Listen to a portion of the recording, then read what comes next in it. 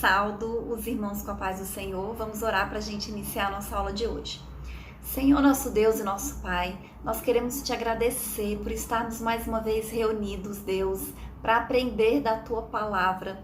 Pedimos que o Teu Espírito Santo esteja conosco, nos conduzindo, nos ensinando, nos capacitando, nos dando sabedoria da Tua Palavra, nos dando crescimento espiritual, meu Pai.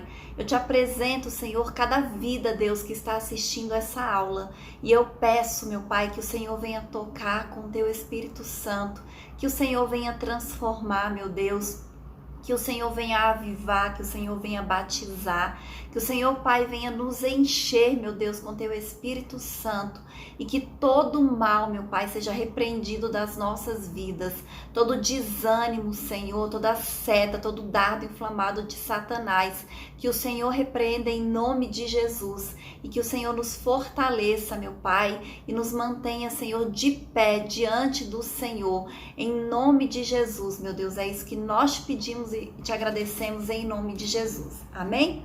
O título da lição de hoje é O Avivamento Pentecostal no Brasil. Nós vamos fazer a leitura que está em Atos, capítulo 19, do versículo 1 ao versículo 7, que diz assim: E sucedeu que, enquanto Apolo estava em Corinto, Paulo, tendo passado por todas as regiões superiores, chegou a Éfeso e, achando ali alguns discípulos, disse-lhes: Recebestes vós já o Espírito Santo quando crestes? Eles disseram: Nós ainda nem ouvimos falar que haja Espírito Santo. Perguntou-lhes então: Em que sois batizados?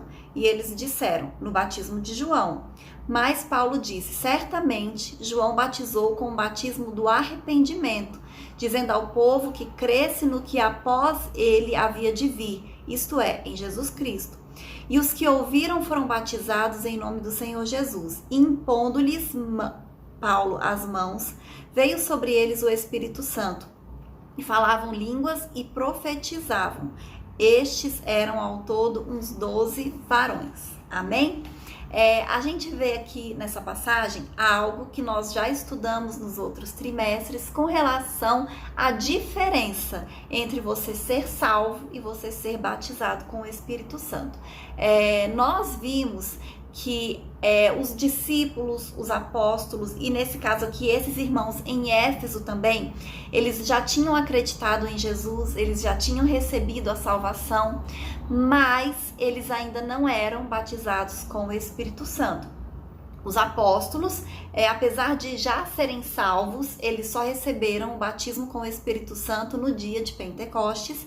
E esses irmãos aqui, eles também já acreditavam em Jesus, já haviam sido batizados nas águas, mas eles ainda não tinham recebido o batismo com o Espírito Santo. E neste dia aqui, eles receberam através da imposição das mãos do apóstolo Paulo. Nós acreditamos no batismo com o Espírito Santo e que ele continua acontecendo ainda nos nossos dias atuais. Hoje nós vamos falar sobre o avivamento no Brasil, sobre o início das igrejas pentecostais no Brasil. Então existe uma diferença entre as igrejas evangélicas, as igrejas cristãs, porque existem as igrejas tradicionais. E essas igrejas tradicionais, elas não acreditam no batismo com o Espírito Santo, elas não aceitam. E essas igrejas tradicionais, elas foram as primeiras a existirem no Brasil, como Igreja Adventista, Igreja Metodista, Igreja Presbiteriana, a própria Igreja Batista, porque ainda existem algumas igrejas batistas que são tradicionais e tem as igrejas cristãs evangélicas que são pentecostais. As igrejas pentecostais, elas acreditam, elas aceitam o batismo com o Espírito Santo e tem muitas hoje no Brasil. A nossa igreja é batista pentecostal, porque nós acreditamos no batismo com o Espírito Santo, nós acreditamos nos dons espirituais, nós acreditamos nesse avivamento espiritual e que ele continua acontecendo nos nossos dias de hoje. E os primeiros missionários que chegaram ao Brasil e iniciaram igrejas pentecostais, coincidentemente, né, ou não, chegaram ao Brasil no mesmo ano, que foi em 1910. Então foram Gunnar Wigren e Daniel Berg, que chegaram em 1910 no Belém do Pará e deram início à Assembleia de Deus, e o pastor missionário Luiz Francescon, que foi para o Paraná, e lá ele deu início à igreja Congregação Cristã. Então essas foram as duas primeiras igrejas pentecostais que surgiram no Brasil através da vida desses missionários e desses homens. Só que esse missionário Luiz Francescon, que foi para o Paraná e iniciou a Congregação Cristã, no início ele pregava apenas para imigrantes italianos, porque ele era italiano. Então ele não pregava para brasileiros. Já Daniel Berg e Gunnar Wigren, eles chegaram no Brasil, eles aprenderam a falar o português e eles pregavam e evangelizavam para brasileiros. E aí foi através deles que iniciou a Igreja Assembleia de Deus, né, uma das primeiras igrejas pentecostais que existiu no Brasil e que está aí até hoje. Amém? E o primeiro tópico da lição, ele diz assim: o movimento de Atos se repete no Brasil. Pentecostes entre os salvos.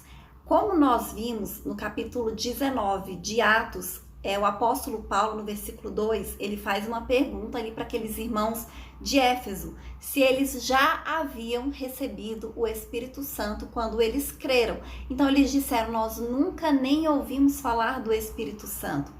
E aí, naquele dia, eles foram batizados pelo Espírito Santo através da imposição de mãos do apóstolo Paulo. Ou seja, eles já acreditavam em Jesus, eles já haviam sido batizados nas águas, e ali naquele dia eles receberam o batismo com o Espírito Santo de Deus, e diz que eram uns 12 homens, né, umas 12 pessoas. Então, através desse capítulo 19 de Atos, a gente percebe que existe uma diferença entre salvação e entre o batismo com o Espírito Santo, como eu já disse, que são duas experiências distintas. Muitas pessoas podem receber a salvação, e quando a gente recebe a salvação, a gente recebe o Espírito Santo também. A Bíblia diz que ele habita em nós, que nós nos tornamos templos do Espírito Santo de Deus. Mas quando a gente recebe o batismo com o Espírito Santo, é quando a gente transborda. A gente é tão cheio pelo Espírito Santo de Deus que começa a transbordar para a vida de outras pessoas. E isso se manifesta, como se manifestou na vida daqueles irmãos ali, muitas vezes através de falar em línguas, através de profecias, através de maravilhas, através de sinais, mas principalmente através de uma capacitação para a pregação do Evangelho. Nos dá autoridade, nos dá poder. Tanto é que a gente percebe isso, que sempre quando acontece um avivamento, como nós já dissemos, acontece também um crescimento de almas sendo ganhas para o reino de Deus. E aí foi justamente isso que aconteceu aqui no Brasil. Em 1910, em novembro, chega ao Brasil Daniel Berg e Gunnar Wigren. Nós vamos falar mais sobre eles na lição, porque eles pregavam para brasileiros. Então foi um avivamento entre brasileiros verdadeiramente. E aí eles vieram para cá direcionados pelo Espírito Santo de Deus. E os três, tanto Daniel Berg, como Gunnar Wigren, como o Luiz Francescon, eles participaram daquele avivamento que aconteceu na Rua Azusa, que nós já falamos também nas outras lições.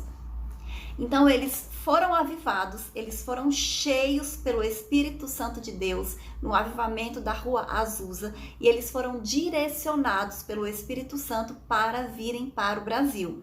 Especificamente Daniel Berg e Gunnar Wigren, eles receberam essa profecia de que eles tinham que vir para o Pará, só que eles nem sabiam onde ficava o Pará.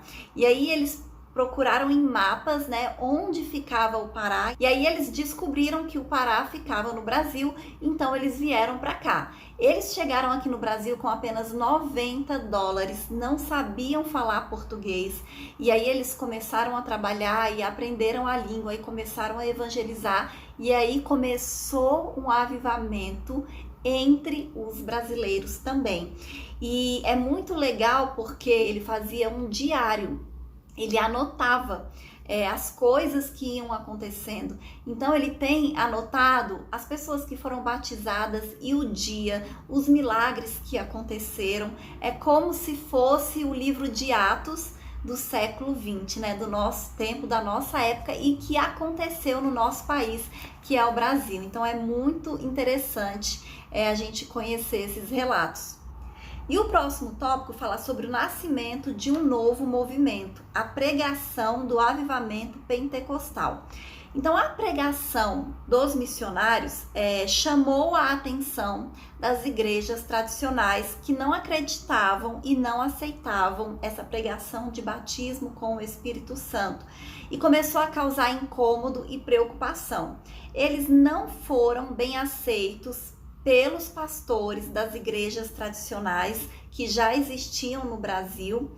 E aí por isso mesmo que eles começaram a se reunir, né, em casas, e aí eles acabaram fundando a sua própria igreja, porque eles não foram aceitos pelas igrejas tradicionais que existiam no Brasil. A irmã Celina Albuquerque, uma brasileira, membro de uma igreja tradicional, aceitou essa mensagem do batismo com o Espírito Santo e tomou a decisão de ficar em casa, orando a Deus, até que ela fosse revestida de poder, até que ela tivesse certeza de que essa doutrina estava correta. E como é que ela ia ter certeza? Sendo batizada pelo Espírito Santo de Deus. E foi exatamente isso que aconteceu com ela. Celina Albuquerque acabou recebendo o dom de Deus e ela é considerada a primeira brasileira batizada no Espírito Santo de Deus no Brasil.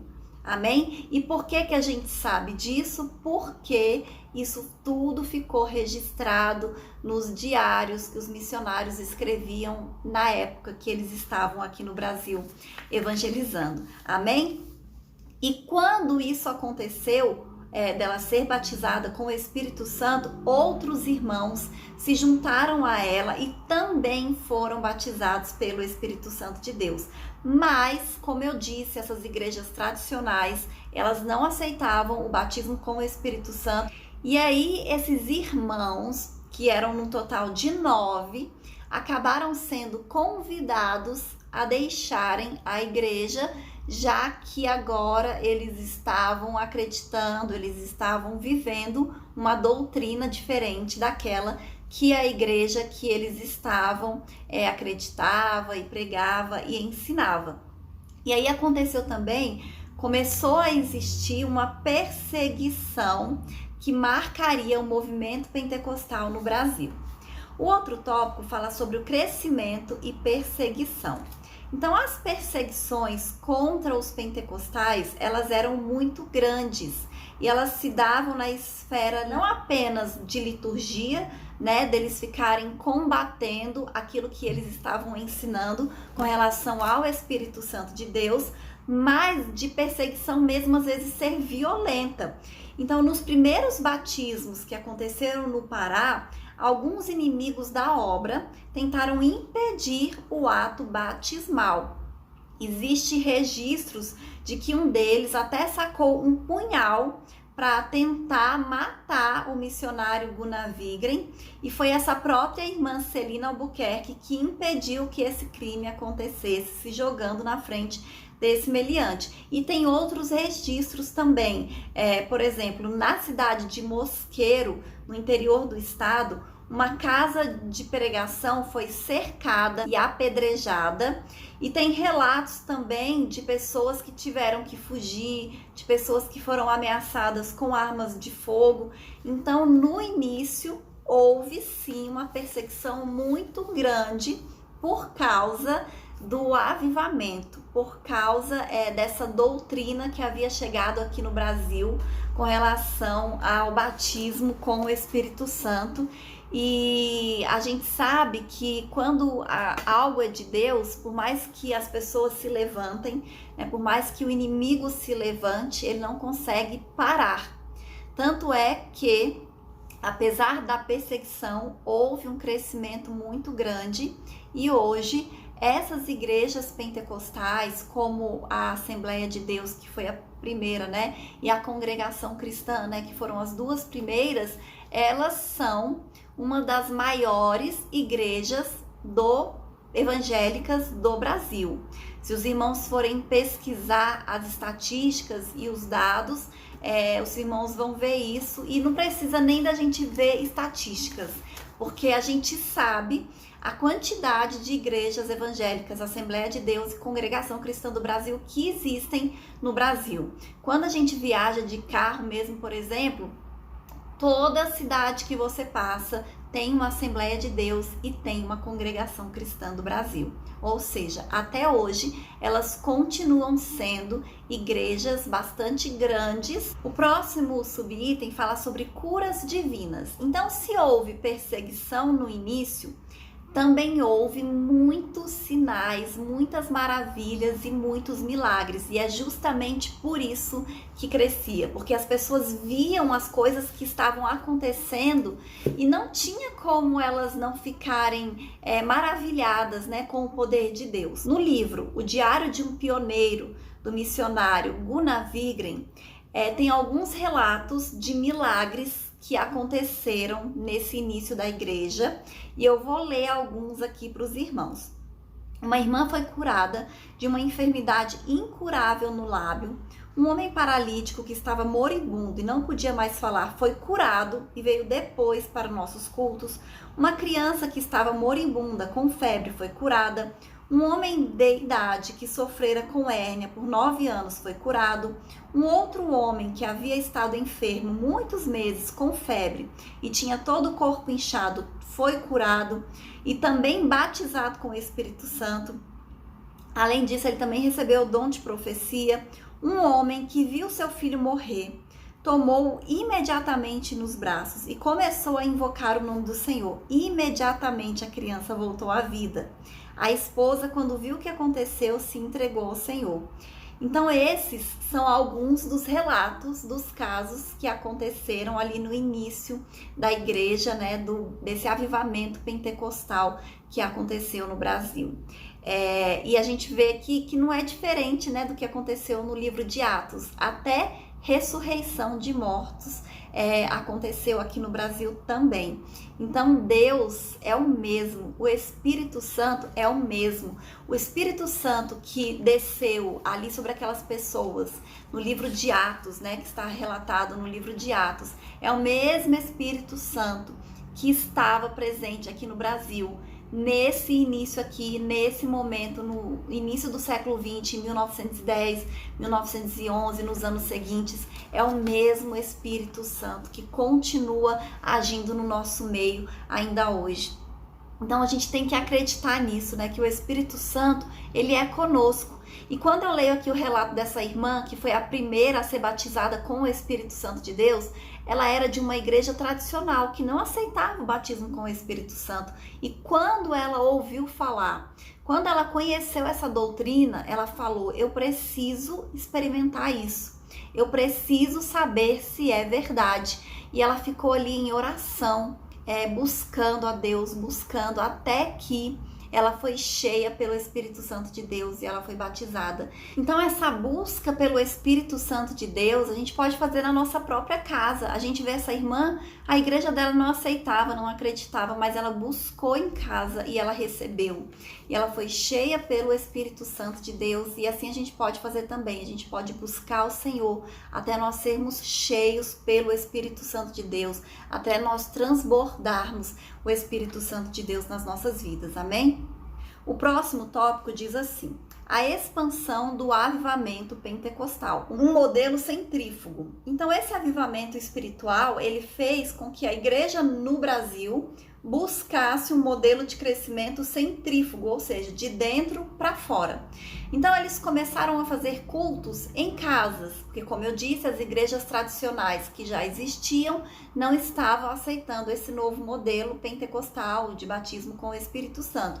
Então eles começaram grupos em casas, depois eles foram para um pequeno salão em um bairro, e aí depois eles começaram a evangelizar nas ruas, nas casas, nas escolas, nos hospitais.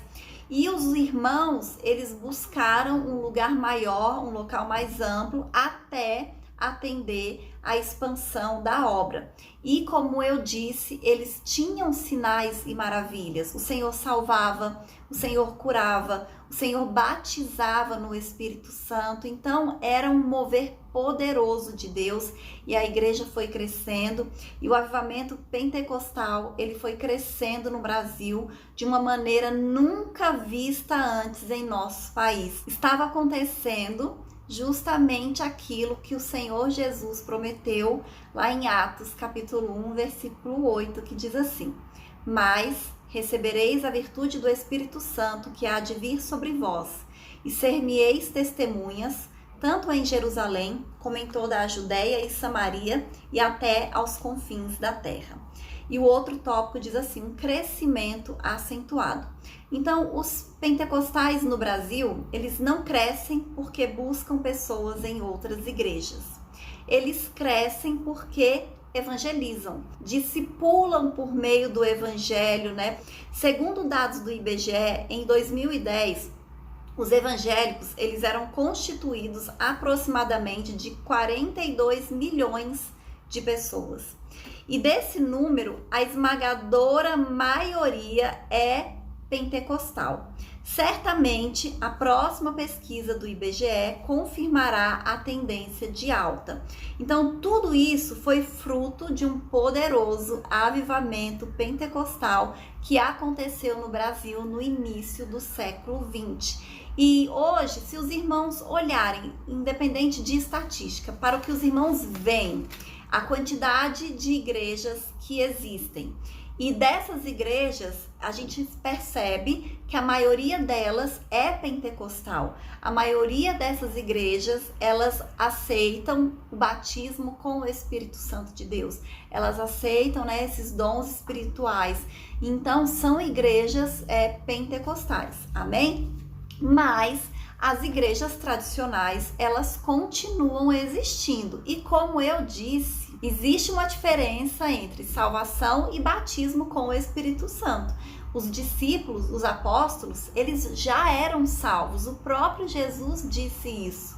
Mas eles ainda não tinham recebido o batismo com o Espírito Santo. Então, não é porque os irmãos da igreja tradicional não aceitam o batismo com o Espírito Santo que eles não serão salvos. Não, eles aceitaram a Cristo, eles receberam o Espírito Santo na vida deles, mas eles apenas não aceitaram e não receberam o batismo com o Espírito Santo por causa de uma divergência de doutrina. Eles interpretam a palavra de Deus de uma maneira diferente, amém? E eu vou ler a conclusão que diz assim: antes do avivamento pentecostal em solo brasileiro, o que dominava o cenário religioso era o sistema de doutrina das igrejas históricas, que não admitia o batismo no Espírito Santo como sinal evidente de falar com o sinal evidente de falar em novas línguas, bem como o exercício dos dons espirituais. Essas manifestações espirituais, fundadas na palavra de Deus, são marcas do verdadeiro avivamento pentecostal no Brasil. Amém? Então, antes do avivamento, que aconteceu no início do século XX, existiam já igrejas evangélicas, só que todas elas eram tradicionais. Hoje, a gente tem a situação contrária. Existem muitas igrejas evangélicas, mas a maioria delas é pentecostal. Amém? Então, nós, como acreditamos no batismo com o Espírito Santo, como nós acreditamos nessa doutrina do Pentecostes, nós entendemos que isso é a vontade de Deus, né? Que essa é a realidade que Deus quer para nós, é o cumprimento de atos até os nossos dias atuais. E como eu disse para os irmãos, né, a gente teve um exemplo agora recente, que acabou recentemente nos Estados Unidos, aquele culto que eu disse que tinha iniciado no dia 8 de fevereiro, e ele só acabou no dia 20 de fevereiro, porque os dirigentes da universidade decidiram por encerrar o culto, porque estava vindo muita gente de várias regiões do país e estava causando um transtorno na cidade, né, no trânsito e tudo. E apesar de estar acontecendo muitas salvações, muitas curas, muitos milagres, muitos sinais, muitas maravilhas, eles decidiram parar, né, com o culto, mas continua tendo ali o culto semanalmente. E lógico, depois que tem um avivamento, a gente vai ver agora os frutos desse avivamento. Pessoas que foram avivadas, que vão iniciar ali o seu ministério de pregação, de ganhar almas para Cristo. A gente vai começar a ver mudanças também nas questões sociais, né, de uma maneira geral, porque é isso que um avivamento provoca. Amém? E aí os irmãos veem a consequência, né, do avivamento, porque como eu disse, os primeiros missionários que vieram para o Brasil e foram responsáveis por esse avivamento, eles já tinham participado do avivamento que aconteceu nos Estados Unidos, na Rua Azusa. E aí eles vieram para o Brasil. E da mesma maneira que eles vieram para o Brasil, vários outros missionários que participaram daquele avivamento na Rua Azusa, eles foram para outros lugares do mundo. Então é isso que um avivamento faz. É isso que o Espírito Santo faz. Ele capacita, ele impulsiona, ele ativa pessoas para elas irem para todos os lugares, pregar o evangelho e levar o evangelho para toda criatura. Amém? Essa é a lição de hoje e até a próxima aula em nome de Jesus.